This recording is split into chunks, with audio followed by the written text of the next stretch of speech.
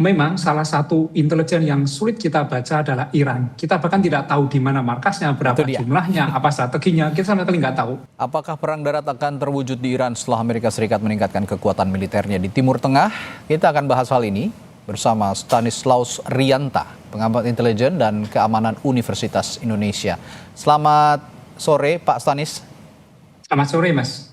Pak Stanis, pasukan dikirim ke Timur Tengah untuk menekan negosiasi atau invasi betulan kalau Anda amati?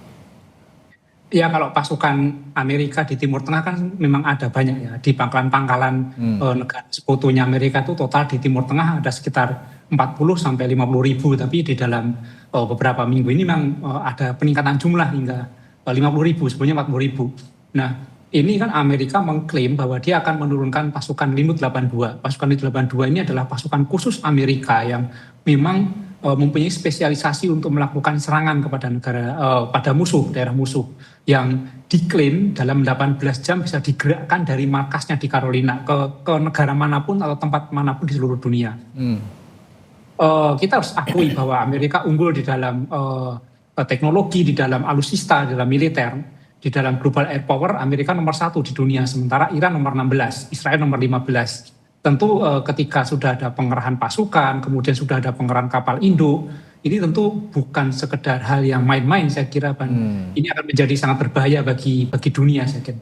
Oke, ya Pak Stanis, tapi begini, kemarin saya juga berbincang dengan beberapa analis militer dan juga intelijen, bahwa sekarang Amerika Serikat mengatakan akan terus mengirim pasukan, begitu ya.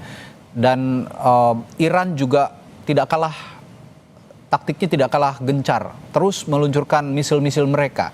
Tapi yang menarik adalah Iran memecah kekuatan musuhnya, aliansi Amerika Serikat dan Israel. Ada beberapa titik misil Iran yang diluncurkan di tempat-tempat yang berbeda. Nah, apakah efektif cara ini untuk membuat Amerika juga terkecoh? Setidaknya meskipun mereka punya teknologi militer yang canggih, tapi ada metode-metode intelijen yang dimainkan oleh Iran dengan metode seperti ini.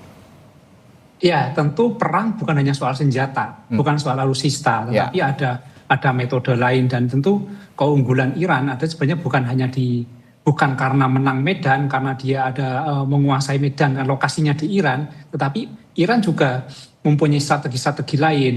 Dia juga terlebih dahulu melemahkan pangkalan-pangkalan Amerika di sekitar Timur Tengah. Kemudian Iran juga tidak bisa ditekan melalui pendekatan-pendekatan lain, termasuk ditekan oleh negara-negara di Timur Tengah yang mungkin menjadi mitranya Amerika. Dan ini nampak sekali bahwa Iran cukup tangguh, cukup berani untuk menantang Amerika, dan Iran juga sudah mengklaim bahwa dia juga sudah menyiapkan 1 juta milisi. 1 juta milisi. Dan ini sebenarnya cukup berbahaya ketika nanti Amerika benar-benar menerjunkan pasukan Linutnya. Linut yang terjun itu tentu tidak membawa senjata berat, karena itu penerjunan perorangan, dia hanya membawa senjata yang maksimal hanya kaliber berapa, mungkin 12 mili, ya itu senjata besar, paling besar.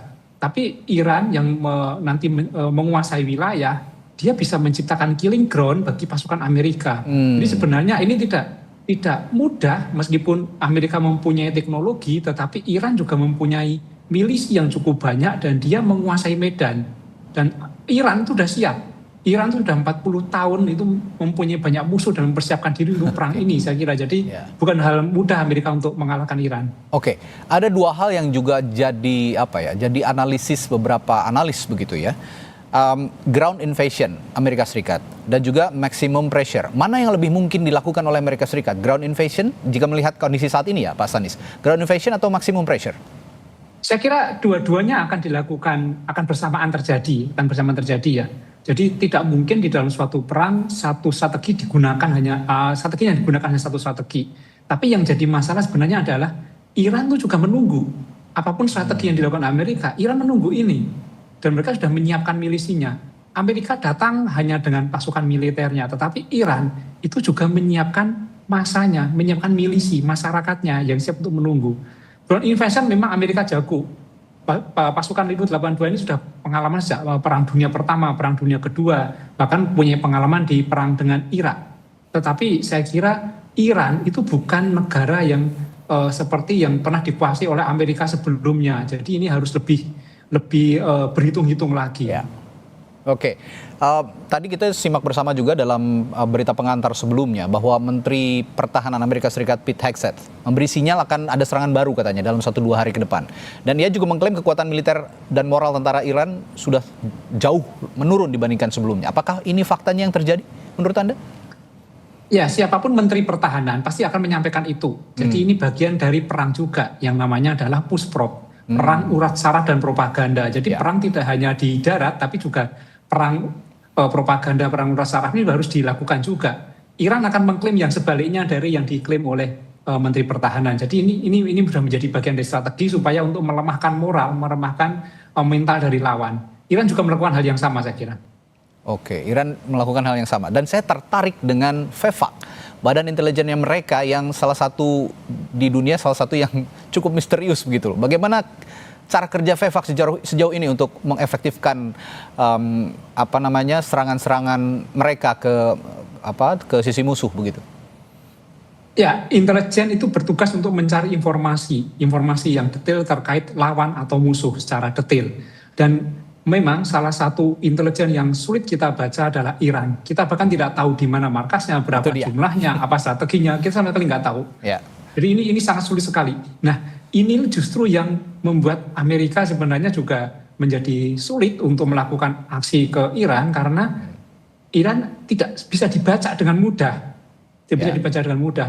Misalnya bisa terbaca di mana markasnya, mungkin bisa diserang terlebih dahulu ya. Dan saya kira intelijen Iran bekerja dengan serius, terbukti dari beberapa kali serangan Iran kepada negara-negara sekutu Amerika di kawasan Teluk dengan aksi-aksinya itu cukup akurat mencari titik-titik serangan itu. Saya kira intelijen Iran bergerak cukup berat. Walaupun ada kendala sekarang adalah perang ini ada di wilayah Iran. Coba kalau misalnya perangnya di wilayah lain mungkin mereka bisa lebih survive. Misalnya perangnya di Amerika pun Amerika pasti juga akan keteteran. Tapi ada satu hal yang membuat Iran nampak agak terlebih dahulu adalah perangnya adalah di Iran. Tetapi ketika nanti Iran bisa menghadapi ini, bisa mengerahkan milisi, tentu Amerika tidak mudah untuk menjalankan perang ini. Oke, bicara soal perang darat, tadi juga sudah sedikit Anda singgung bahwa Amerika Serikat sebenarnya punya keunggulan teknologi dan pasukan khusus begitu. Tapi Iran juga punya keunggulan geografis yang juga Anda katakan barusan. Dan dukungan jangan lupa dari Rusia dan Tiongkok. Sejauh ini memang tidak ada yang langsung begitu ya dukungannya dari Rusia dan Tiongkok. Tapi dukungan intelijen, dukungan moral juga sudah tampak dari Rusia dan Tiongkok. Menurut Anda siapa yang lebih diuntungkan jika perang ini benar-benar terjadi di darat nantinya?